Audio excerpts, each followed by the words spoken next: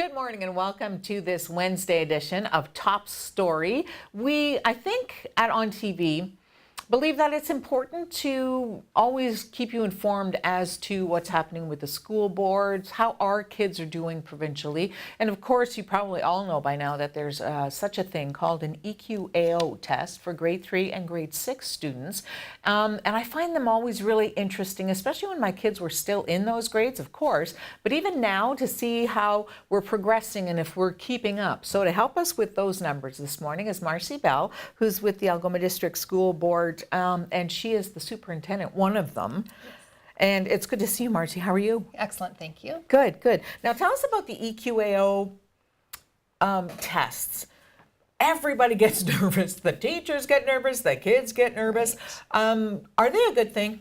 For sure, EQAO is a good thing in that it's standardized testing and it helps us in our systems to really look at where we're at with regards to our covering of expectations. So the EQAO is based on curriculum expectations, so it's an effective way for us to measure and see how we're doing with regards to implementing the curriculum. Now, I think as a layperson, whenever I've read results, I've always thought of it as, oh, our kids are keeping up, or they're above, or they're not, you know. Right. It's a reflection of our teachers, too. Yeah, so I think that EQAO is a reflection of where we're at in our system currently at this point in time. We want to use EQAO as a tool to continue to push and grow and move forward rather than comparing and using it to judge people. It is a tool for us to really look at our practices and to really continue to think about how we can improve. And grade 3 and grade 9? So grade 3, grade 6, grade 9 math, and grade 10 literacy test. Now, how do those grades get picked? Do you know? It's just a statistical measure at different points in time to show growth over time. So that's something that's been designed by the EQAO. It seems like it makes sense, you know, 3 years in and then 3 years after that and then into high school. And a really important component is actually looking at the kids and where they were in grade 3, then where they were in grade 6 and where they were in grade 9 and on the literacy test. So rather than tracking year to year and looking at results, it's more important to look at students from where they were, where they started and where they've grown and progressed. So are you looking just solely at the numbers and going from there, or are you looking at are you able to get really specific? For sure. So we look at the numbers as a whole, and when we're looking at a system or as a school, we look at those numbers for trends and patterns. But then you can look at individual students, and you can look at which questions students answered one way or another way. So we can look at a classroom or a school, or be really fine-grained in that information. Now, how do you think that we did? Unfortunately, we were a little bit below the grade 3 testings. For instance, we were at 52% in math, 55% in writing, 61% in reading. 75% was the provincial average in reading, 72% in writing, 61% in math. First, is that a big drop? It feels substantial to me, but I don't see the numbers all the time. When we look at our results over time, so for the last 18 years, we have been on a steady increase, gradual increase. However, we are in a gap with the province. So there's about a 10% gap, and that's our reality. And that's something we need to continue to look at and explore. And so we as a system are really committed to looking at that gap and working as a community to really look at our education and supporting our growth of our students. Now, it's interesting because you say the community is involved, and as a community you have to work together. How do you feel we can bring these numbers up?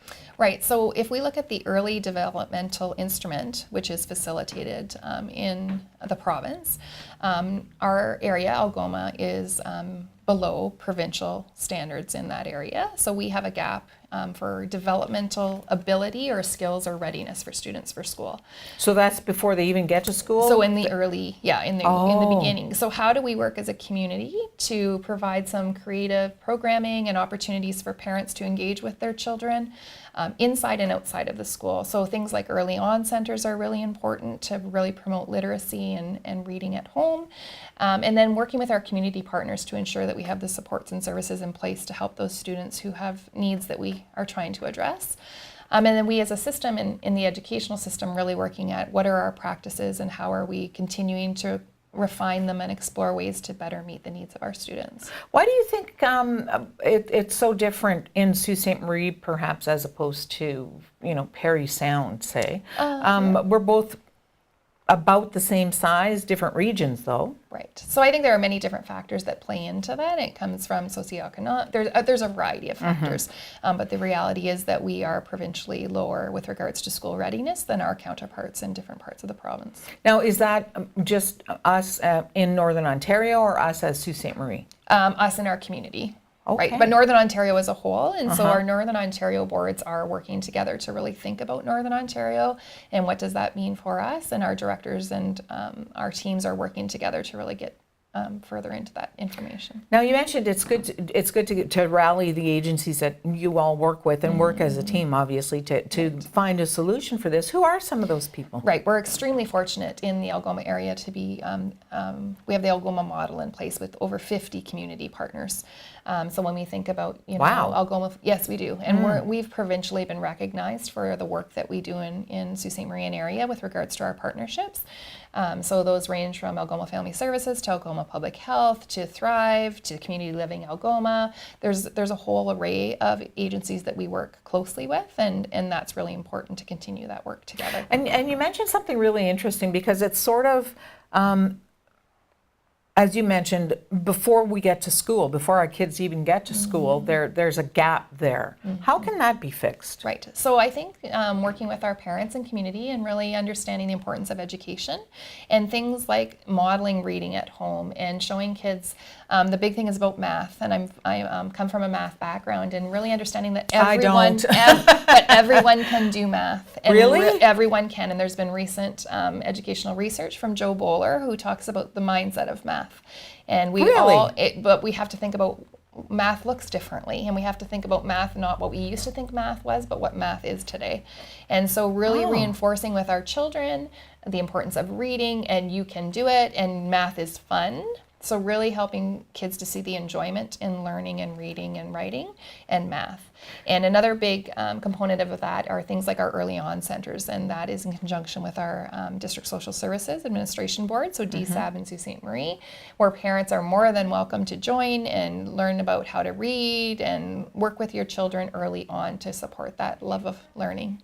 Now, is it important too for teachers and superintendents and all of the agencies that you work with to identify a child who might be a visual learner as opposed to an audio learner? Right. For sure, there's different types of learners, and we need to make sure that the information is accessible by everyone. As well, we do recognize there are different learning needs, and sometimes formal identification is necessary to get the proper supports in place. So we are continuing to look at how do we ensure our classrooms are open, accessible, and available to all. And I think it's important too to let our parents know that that doesn't mean that there's, when you say identified, it doesn't mean that there's a problem with your child. It just means that everybody learns in a different way. sure. I mean, I had 3 children, they all learn differently. Yes. You know, so everyone is different. And we want to make sure we're providing the supports and services that are going to help them to achieve their full potential. And that's Sure. what it is. We are all learners in different ways. And so what we need looks and sounds different.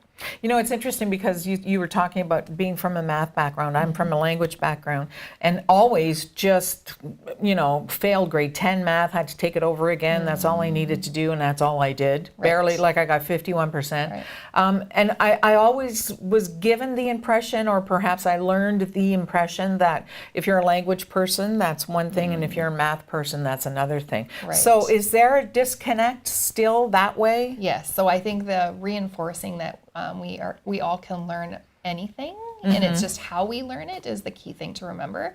And I think the important thing is really our how we message and the words we're saying to our young children, so that their mindsets aren't closed before they have the opportunity to really explore and have fun with math.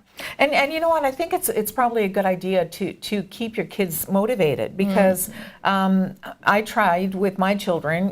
If they excelled at so many things, and there was one thing where they got like a C or a B plus, and they were a little bit disappointed.